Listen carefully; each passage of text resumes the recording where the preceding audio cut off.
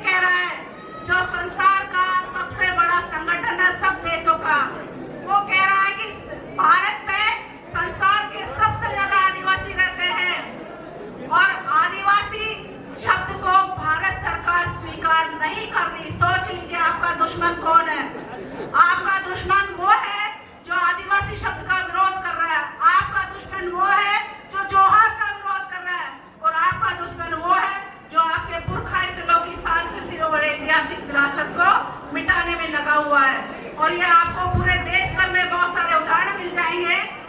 मेरे लिए यह बहुत दोहरे गर्व की बात है कि 1 जुलाई और अगस्त 2021 की आवागढ़ याद रखेगा पूरा हिंदुस्तान का पूरा वर्ल्ड, और ये 2022 का जुलाई और अगस्त फिर से वापस पूरा आदिवासी समाज, पूरा विश्व का समाज याद रखेगा कि पूरा समाज किस तरीके से एकजुट होकर अपनी अस्मिता के लिए, अपने पुरखों के आन बान शान, उनके बलिदान और उनके संघर्षों के लिए कैसे एकजुट होकर शांतिपूर्ण तरीके से अपने पुरखों और प्रकृति परंपरा को स्थापित करने के लिए यहाँ पर संगठित हुए हैं। 4 राज्यों के आदिवासी महिला मातृशक्तियाँ और पितृशक्तियाँ, युवा शक्तियाँ, बच्चे भी यहाँ पर आए हैं। तो सोच लीजिए कि हमारा कितना बड़ा जन सैलाब है। आदिवासी का मतलब है जो इस धरती पर सबसे पहले रहने वाले वंशज है, उनके बच्चे या उनके परिवार या उनका वंश। और ये हमको पढ़ाने लिखाने वाले, स्कूल कॉलेज में बताने वाले आदिवासी को जो बोलते हैं कि ये जंगली है, बर्बर है, असभ्य है, वो बिल्कुल गलत है। क्या हम जंगली, बर्बर, असभ्य हैं? तो क्यों मानते हैं हम इनकी बातें? आज के बाद मानना बंद कर दीजिए, क्योंकि हम ऐसे नहीं है। अरे हमने तो, हमारे पुरखों ने तो इनके देवताओं को शरण दी है। आपने रामायण महाभारत के उदाहरण बहुत देखे हैं ना। कौरव पांडवों को जो वनवास मिला था, क्यों मिला था? रामायण में राम को वनवास क्यों मिला था? वो एक ही परिवार था, एक ही परिवार के भाई थे, फिर क्यों मिला? सोचिए, थोड़ा दिमाग में जोर लगाइए। क्या आप लोगों ने भेजा था उनको? उनके खुद के माँ बाप ने निकाला था सिपाहियों ने निकाला था। क्यों? संपत्ति बंटवारे के लिए, अपनी सत्ता हथियाने के लिए, राज सत्ता हथियाने के लिए। और वो उनको देवता बनाकर आपके दिमाग में, आपके घरों में और आपके संस्थानों में घुसा रहे हैं। क्यों? आप क्यों मानेंगे उस मतलब जड़ मूल को, उस बीमारी को जो उनके परिवार में है? बताइए, क्या हमारे परिवार में बाप दादाओं को मारकर कभी किसी ने शासन हथियाया है? राजपूतों का जो इतिहास है वो इतिहास क्या कहलाता है? पन्नादाई कौन थी? किसने बचाया था? पन्नादाई ने किसको बचाया था? किससे बचाया था? क्यों बचाया था? क्योंकि उसके परिवार वाले उसके हत्यारे बन गए थे। और ऐसे ही अगर मीणा इतिहास को देखा जाए तो राजा आलन सिंह थे, उनके शासन में सोडा राय को उनके छोटे भाई ने मार दिया था। तो मारने के बाद वो उनके बच्चे को भी मारना चाहता था ताकि वो सत्ता हथिया ले। ये उज्जैन की घटना है, उज्जैन के राजपूत वंश की। वहां से वो रानी अपने दूध हुए बच्चे को गोद में लेकर बचाने के लिए राजा आनंद सिंह मीणा राजा, जो जयपुर के खोखन के राजा थे, ढूंढाड़ के राजा थे, उनकी शरण में आई थी। तब वो बात उसकर वही सपोला बन गया। दिवाली के दिन उस राज परिवार की उसने हत्या कर दी। इसीलिए हमारे भील मिलाव में दिवाली को भी पुरखों को पानी दिया जाता है, गोवर्धन आता है उसको भी पानी दिया जाता है और 14 को भी पानी दिया जाता है। देते नहीं देते? तो क्यों देते दिवाली को? ये हमारी मूल परंपरा है कि हमारे पुरखों का नरसंहार दिवाली के दिन या दिवाली के आसपास किया गया है और हम उस दिन हमारे पुरखों को याद करते हैं। तो मैं बताना चाहूंगी कि पहली बार मान लीजिए कि आप सब स्वीकार कीजिए कि आप आदिवासी हैं और ये सरकार ने आपको जब जाति प्रमाण पत्र दिया है उसी वक्त तय कर दिया था, उसको खोल के वापस से पढ़ लिए। उसमें हिंदू शब्द कहीं पर नहीं लिखा हुआ है। जो कहते हैं कि आप हिंदू हैं, आप हिंदू बिल्कुल नहीं है और आपके हक अधिकार आदिवासी होने के तहत ही सुरक्षित हो पाएंगे। इसीलिए हम ट्राइबल कोलम कोड की मांग भी राष्ट्रीय स्तर पर कर रहे हैं, क्योंकि सरकारों ने, ब्रिटिश सरकार ने हमें कोलम कोड दिया था 1871 से लेकर 1941 तक।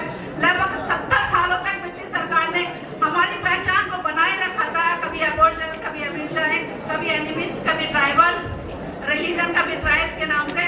लेकिन जब देश आजाद हुआ तो हमें एसटी के रूप में दर्ज कर दिया और हमारे समाज को बांट दिया। कुछ आदिवासियों को जनजाति के रूप में शामिल करके संविधान में डाल दिया और बाकी को अलग कर दिया। ये हमारी शक्ति को तोड़ने का पहला प्रयास था।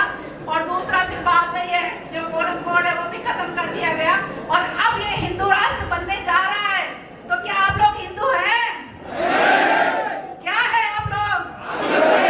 तो इस देश को, इस देश के आकाओं को और आरएसएस के जो मोहन भागवत है और उनके जो मानसिक गुलाम है उन सबको बता दीजिए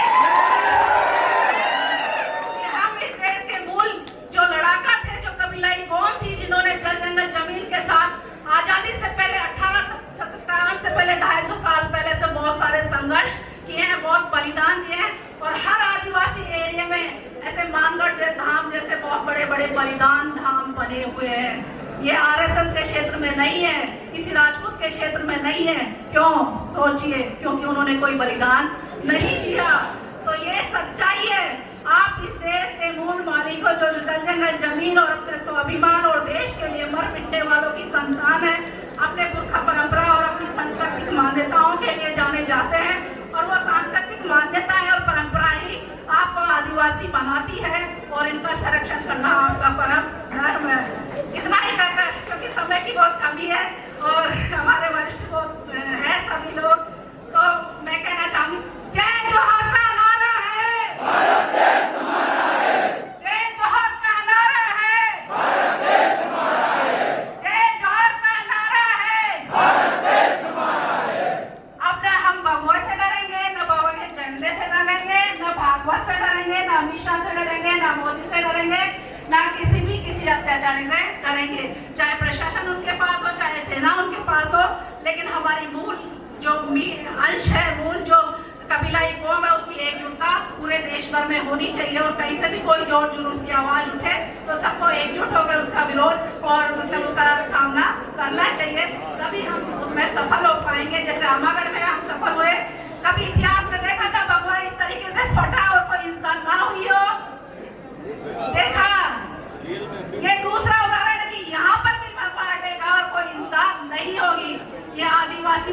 नई कौम का खौफ है, जो सदियों से 5000 साल नहीं हजारों सालों से आपके पुरखों ने आपकी खून में दिया है, रग रग में है आपकी में। क्योंकि यहाँ के शैल चित्र जब आप देखोगे, उनकी जानकारी आप देखोगे, तो हजारों साल पुराने शैल चित्र आपकी अरावली पर्वत श्रृंखला में जो आपके पुरखे बनाकर आपके लिए छोड़ के गए, उसमें बहुत गहरा राज है। तो इतना ही कहकर मैं आप सबसे मतलब एक वचन लेना चाहूंगी कि आप अपनी कौम के लिए समर्पित हो जाए, भाषा, साहित्य, संस्कृति, इतिहास और समाज की एकजुटता के लिए अपनी योग्यता और क्षमता के अनुसार जो जो कार्य कर सकते हैं, अपने आप को कभी छोटा महसूस मत कीजिए। चाहे पढ़ा लिखा हो या नहीं हो, कोई नौकरी में हो या नहीं हो, सब बराबर है, सबका योगदान बराबर है और सब कहीं ना कहीं समाज के लिए योगदान दे रहा है और उसको देना भी चाहिए। जय जवाहर, जय हिंद। धन्यवाद हीराबेन मीणा जयपुर से। इसी कड़ी में मैं नारी शक्ति को मेनकाबेन दामोर को आमंत्रित करता हूं।